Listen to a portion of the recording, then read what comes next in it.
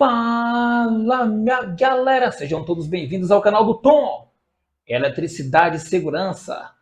Pessoal, hoje eu vim aqui tratar com vocês sobre um assunto bastante interessante do ponto de vista da seguridade do trabalhador. Eu vim propor para vocês aqui um bate-papo, né? O que é segurança no trabalho? Né? Qual o papel da CIPA? Qual o papel da CLT dentro da seguridade do trabalhador? A gente vai estar falando um pouquinho disso daí. Logo de cara, eu quero deixar claro que o que eu vou falar aqui, eu não estou falando de uma empresa em específico. Eu estou falando no modo geral, que acontece em muitas empresas onde tem trabalhador como funcionário. Beleza? A bem da verdade, que é uma minoria de empresas que burla os procedimentos de segurança, né? A maioria cumpre com o seu papel ali no que é exigido sobre seguridade do trabalhador. Mas eu quero falar de uma minoria que faz muito barulho e que muitos funcionários sofrem com isso daí.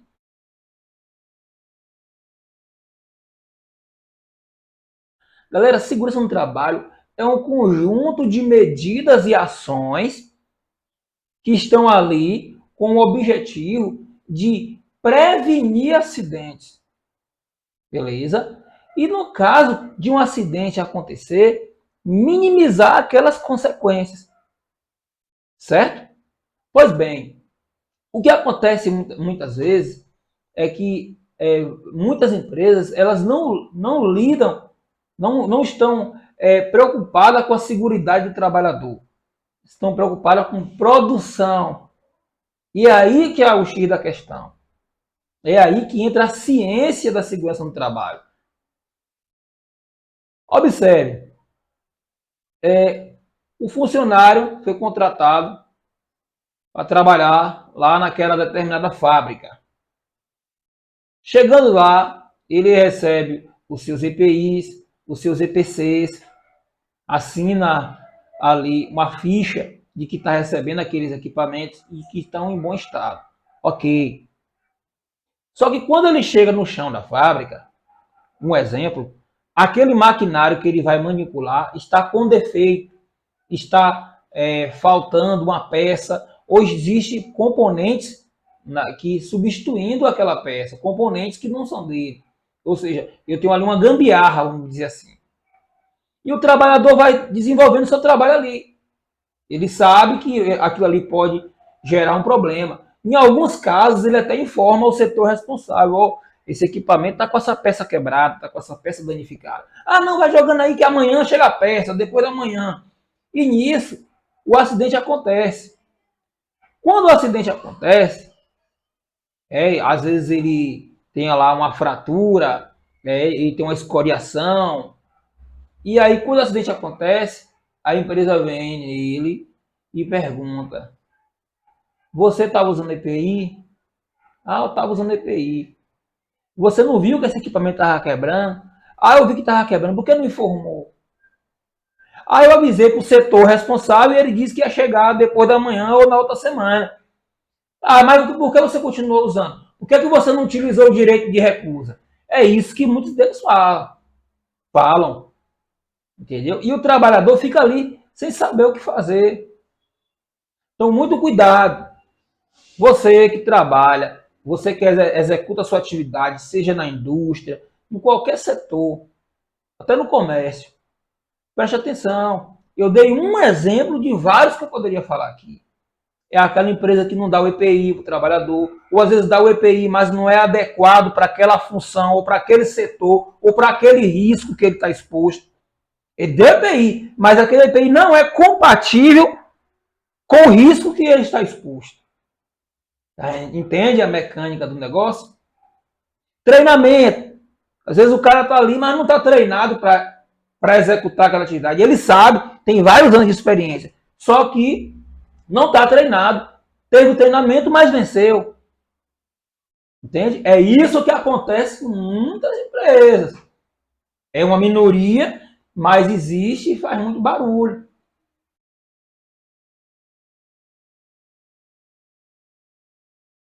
Na questão de DDS, né, aí chega lá o técnico de segurança, chega lá outros responsáveis também e fala um monte de bravata, um bocado de coisa bonita, bate umas fotos, aí quando tem um cipate, aí enche umas bolas lá verde e branca e diz que é segurança no trabalho, bate umas fotos para evidenciar que está sendo falado mesmo, mas na verdade o que está acontecendo por trás daquilo? É por isso a importância do técnico de segurança. Só que o técnico de segurança é um funcionário que foi contratado pela própria empresa. E o técnico de segurança, muitas vezes, ele fica sem coragem de bater de frente, porque ele pode perder o emprego. Você entende? Ele pode perder o emprego. Então, olha só, como é que um técnico de segurança ele vai ser um bom fiscal se muitas vezes o ato de fiscalizar pode comprometer os seus interesses, que é se manter empregado. É aí que entra a CIPA, Comissão Interna de Prevenção a Acidentes. Lá, documento base NR5. Aí o que acontece? Tem a eleição da CIPA. Aí os funcionários que estão lá naquele ambiente de risco, de perigo, de problemas que precisa ser elucidado, daquela máquina quebrada, daquela máquina que está com as peças improvisadas para resolver, é o cipeiro que representa os trabalhadores que vai correr atrás. Mas o que acontece na época da eleição? Ah, vou botar fulano que é meu amigo, vou botar em Beltrano porque é gente boa, vou botar em Ciclano porque ele divide a merenda comigo. Então, a seguridade fica como secundária. É isso que o brasileiro não sabe votar até hoje. Até em uma CIPA, ele não vota no cara que tem aptidão para, em uma possível situação, em um possível problema, ele bater de frente com a gestão. Por que ele pode bater de frente com a gestão? Diferente do técnico de segurança, que não tem estabilidade. O cipeiro tem 2 anos de estabilidade. Essa estabilidade, senhor cipeiro, não é para você ficar, eu estou com o meu emprego garantido. É para você correr atrás com vigor da saúde e segurança dos seus colegas. Só que nem o senhor e nem seus colegas muitas vezes têm noção disso. E saiba também, seu cipeiro, que no dia que acontecer um acidente e repercutir, o senhor também pode ser penalizado pela justiça. A depender do tipo de acidente, a depender de como se deu, você pode ser penalizado. E a CIPA não fez nada? A CIPA não viu essa máquina com defeito? A CIPA não viu que o funcionário estava trabalhando doente? A CIPA não viu que o funcionário estava trabalhando sem o equipamento de proteção individual adequado? Onde é que estava a CIPA?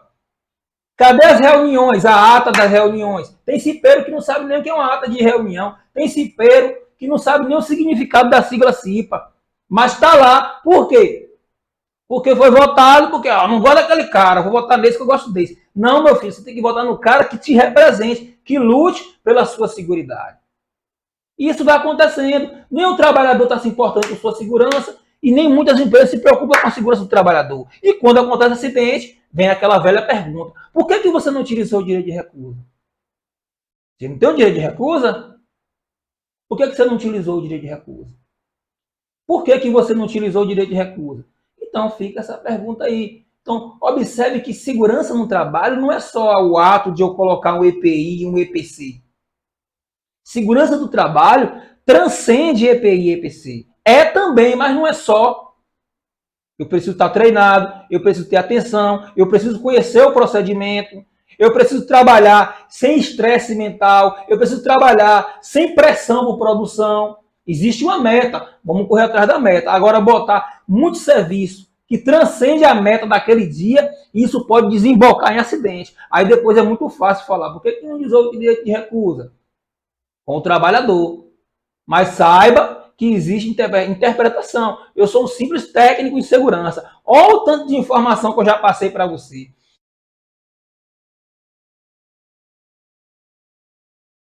A gente sabe que o ato inseguro foi removido da NR1 desde 2009, porque muitas instituições estavam culpando o trabalhador pelo acidente. Culpado do trabalhador. O cara estava sem o cinto de segurança. Foi ato inseguro. Acontece. Mas são casos que tem que ser analisados. Não é de qualquer forma. Cada caso é um caso. Aparentemente foi aquilo. Mas tem situações, por exemplo, que o cara não sinalizou, o cara não estava usando uma luva para operar aquela máquina, porque ele descobriu que sem a luva para operar aquela máquina ele tem mais agilidade. Mas por que ele estava sem a luva de fato? Porque ele precisava dessa agilidade, porque agora ele estava com um índice de produção muito alto, foi demitido alguns funcionários e não foi reposto esses funcionários que foram demitidos, e a produção que era para eles agora passou para todos os outros que ficaram. Então a exigência por meta vai aumentando e vai diminuindo a segurança. Porque é muito fácil o acidente acontecer e dizer que foi ato inseguro do trabalhador. Mas é ato inseguro do trabalhador, é da empresa que aplica um ritmo de serviço muito frenético, com metas estratosféricas, sabendo que o cara, para atingir a meta, ele vai burlar os procedimentos de segurança. Ele não vai sinalizar, ele não vai analisar o ambiente, ele vai querer se livrar de luva, de proteção respiratória, a depender da realidade que ele estiver trabalhando, para poder ter mais agilidade para atingir tal meta. E aí, quando o acidente acontece, estava sem luva, estava sem sinalizar, não fez a análise. Por que não usou o direito de recusa? É aquela história. Então fique atento. É por isso que é importante essa plataforma aqui do canal do Tom, para te trazer consciência sobre o que acontece na dinâmica de um acidente.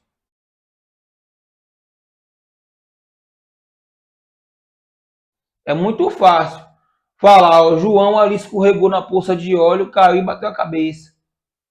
Mas por que João caiu? Olha só, análise dos porquês. João caiu, escorregou na poça de óleo, bateu a cabeça. Por que João caiu? Porque tinha uma poça de óleo. Por que tinha uma poça de óleo ali? Porque a máquina, a válvula estava vazando. E por que a válvula da máquina estava vazando? Porque a borracha não foi substituída. E por que não substituíram a borracha? Porque a instituição estava com a política de redução de gasto e percebeu-se que não ia trocar mais as borrachas das válvulas de 6 em 6 meses, e sim de 1 em 1 ano. E por isso a válvula se degradou depois de 6 meses e começou a vazar. Então, olha o motivo pelo qual o João caiu e bateu a cabeça. Então, o acidente tem uma dinâmica, não é bem assim.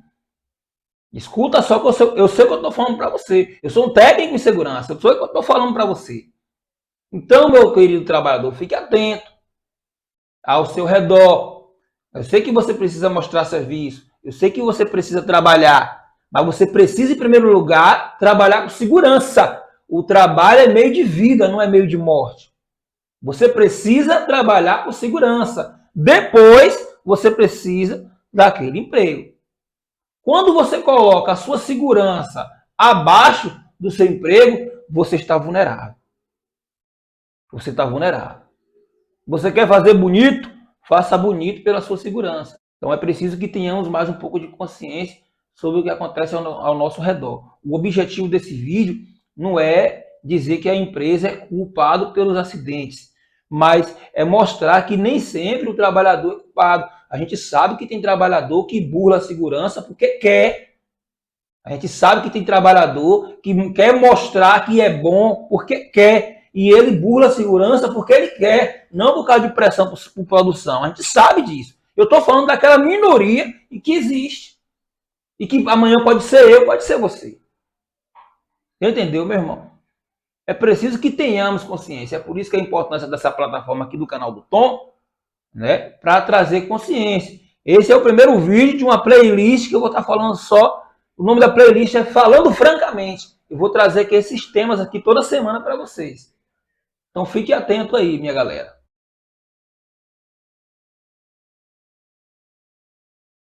Senhor cipeiro, muito cuidado. Você tem 2 anos de estabilidade, é para garantir que você não vai ser desempregado caso você bata de frente com a gerência, caso você não bata de frente com um superior maior, para garantir a seguridade do trabalhador. Senhor cipeiro, muitas vezes você também é o próprio trabalhador no chão da fábrica. Você é aquele cara que conhece aquela máquina que está com defeito. Você é aquele cara que sabe que não tem aquele EPI adequado para o risco. E por que o senhor não faz nada pela CIBA? Cadê as atas de reunião? Aconteceu um acidente, cadê a ata da reunião, a ata extraordinária, a reunião extraordinária. Existem 12 reuniões ordinárias, que é as 12 durante o ano. E existem aquelas reuniões extraordinárias quando acontece um acidente que repercute. Cadê? Teve? Não teve? Nem muitas vezes o cipeiro sabe disso. Por que o cipeiro muitas vezes não sabe disso? Porque muitas empresas também não dão treinamento de 20 horas para o cipeiro. E esse treinamento de 20 horas é dado no turno normal de serviço. Entendeu? É dado no turno normal de serviço. E muitas vezes esse treinamento não existe. Existe o papel assinado que foi dado o treinamento, mas o treinamento de fato não existiu.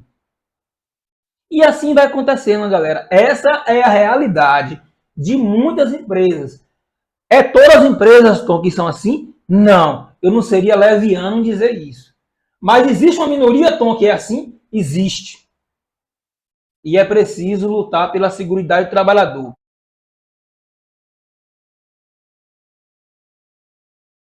Galera, o sindicato já era fraco e está muito fraco agora. E acontece muita conversa, isso aí eu não posso garantir, mas eu vejo muitos relatos de trabalhadores que o sindicato é comprado, é vendido. E a impressão que se dá é que isso é verdade. É uma impressão. Isso é verdade. Porque tanta coisa acontece e muitas vezes o sindicato é acionado e não se manifesta.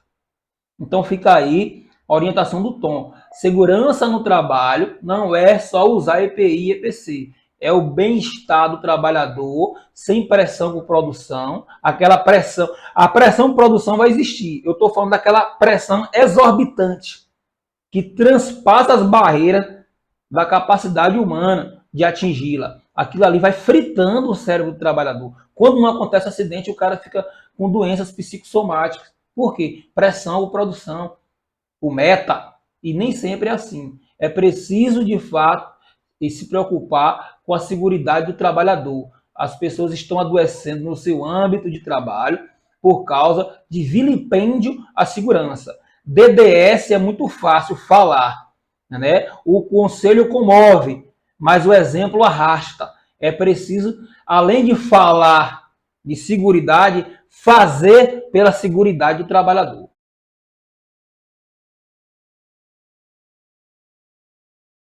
A CLT, por exemplo, né? Ela fala também da segurança do trabalhador, mas ninguém fala com tanta desenvoltura que as normas regulamentadoras do Ministério do Trabalho, de 1978. Então, observe que existe uma harmonia entre a consolidação da lei trabalhista com as NRs, com a Lei 8.213. A Lei 8.213 de 1991, ela que define o que é segurança do trabalho, o que é acidente de trajeto. Ela que define. Aí, galera, a CLT tem seu artigo 482, que muitas vezes a empresa quer enquadrar o funcionário naquilo dali. Acontece muito de muitas empresas aí. Eu conheço uma empresa de transporte, por exemplo, transporte público, que ela não quer demitir o funcionário e faz de tudo para enquadrar o funcionário no artigo 482 da CLT, que fala sobre demissão por justa causa. E nesse artigo 482 da CLT tem uma lista de situações em que o funcionário pode ser enquadrado por justa causa. E muitas vezes algumas empresas se utilizam disso, querer demitir o funcionário por justa causa para não pagar os seus tempos de trabalho. Infelizmente, é uma luta desleal. Às vezes a empresa coloca, por exemplo, essa empresa de transporte, ela coloca o cara é motorista, aí deixa o cara de molho na garagem e bota o cara para fazer outras funções que não é de motorista. E depois quer dizer que quer que o cara assine uma advertência dizendo insubordinação. São todas empresas de transporte que agem assim? Não. Novamente, eu não seria leviano em dizer isso. Mas existem empresas, não só de transporte, que utilizam desse subterfúgio para tentar ferrar com a vida do funcionário? Sim. Ô Tom, existe funcionário santo? Não. Tem funcionário que é bicho solto, ruim, peixe podre, entendeu? E esses aí merecem sim, a depender da infração dele, uma justa causa. Mas existe funcionário bom que se torna um funcionário ruim pelo próprio tratamento que é dado a ele pela empresa. Vilipêndio, desprezo. E isso é ruim dentro do meio trabalhista. Porque o trabalhador com raiva, existe um estudo que o homem, ele trabalhando com raiva, ele tende a dar baque nas coisas, quebrar. Se ele trabalha com a máquina pesada, ele tende a jogar. Isso é estudo que eu estou falando. A mulher tende a chorar, ficar depressiva, chorando ali na posição fetal de defesa, chorando. O homem tende a dar baque, quebrar as coisas, xingar. É muito perigoso. Imagine aí, você trabalha conduzindo um ônibus com raiva do chefe, o chefe te pirraçando. Acontece. Tem muito Hitlerzinho tropical aí, que se diz chefe, que não tem coragem de dar um bom dia a ninguém e muitas vezes age dessa forma aí. Ah, não vai não, bota de castigo. Ah, não vai não, deixa preso ali na monotonia. Para quê? Para poder tirar o cara do sério, o cara fazer uma besteira e depois dizer, ah, foi justa causa. Acontece. Repito, tem funcionário santo? Não. Tem bicho ruim aí. Tem funcionário que é ruim. Mas tem muito funcionário bom que não merece isso. E muitas vezes querem até enquadrá-lo nessa situação. Então, meu amigo, minha amiga que está me ouvindo aí, fique atento. E cuidado. Seja um trabalhador honesto, entende? Tenha retidão, porque tem trabalhador atrapalhado aí, viu? Que subtrai material da empresa. Então é melhor você ganhar a fama de puxa-saco do que fazer isso daí. Beleza? O que é errado continua sendo errado, mesmo que ninguém esteja praticando certo. E o que é certo, mesmo que ninguém esteja praticando. Beleza? Então fique atento, aí você funcionário também, viu? Que tem muitos aí que, valha-me Deus. Mas que fica a dica do Tom para vocês aí. Muito cuidado. A CLT está aí para te proteger, mas também tem situações de funcionários ruins que, quando se enquadra no artigo 482 da CLT, pode tomar justa causa. Você, cipeiro, tem 2 anos de estabilidade, lute pelo corpo de segurança, para que não aconteça um acidente, porque se acontecer um acidente e numa investigação concluir que a culpa foi da CIPA, omissão da CIPA, omissão do técnico de segurança, vai todo mundo para a cadeia. Isso é uma possibilidade. Então fiquem atentos aí para que vocês não acabem caindo na malha fina, beleza? E você, trabalhador, que muitas vezes se sente abusado na empresa que você trabalha, dê uma queixa no Ministério Público do Trabalho, no sindicato, para ver o que acontece. Porque muitos abusos acontecem com funcionário e passa despercebido. Galera, eu vou ficando por aqui. O objetivo aqui é a gente criar um ambiente crítico em relação à nossa segurança. A gente fazer um olhar introspectivo e observar se de fato a gente luta pela nossa própria segurança. Será que muitas coisas erradas que acontecem em relação à seguridade do trabalhador é diretamente uma culpa da empresa ou precisa também de uma provocação do próprio funcionário? Você aceita trabalhar com um veículo quebrado? Você aceita operar uma máquina com defeito? Será que a empresa está sabendo disso? Também é preciso provocar o corpo de segurança. Existe a CIPA, existe o SESMIT, mas são compostas por homens. E os homens, nós, somos falíveis. Então a gente precisa um do outro. Não se faz segurança do trabalho sozinho. A segurança no trabalho, assim como a justiça, precisa ser provocada.